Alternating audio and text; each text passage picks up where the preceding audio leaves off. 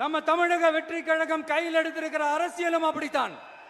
உண்மையான அரசியல், உணர்வு பூர்வமான அரசியல், நல்ல அரசியல், நல்லவங்களுக்கான அரசியல், நாட்டு மக்களுக்கான அரசியல், நல்லது மட்டுமே செய்யற அரசியல். நல்ல அரசியல், நல்லவங்களுக்கான அரசியல், நல்லதை மட்டுமே செய்யக்கூடிய அரசியல். நல்ல அரசியலை தமிழ்நாட்டில் தாவேக தான் செய்ய போகுது. அந்த நல்லவங்க யாரு? நீங்க எந்த நல்லவங்களுக்கு தான் வேலை செய்ய போறீங்க? இது வரைக்கும் நீங்கள் செய்த நல்லது என்ன?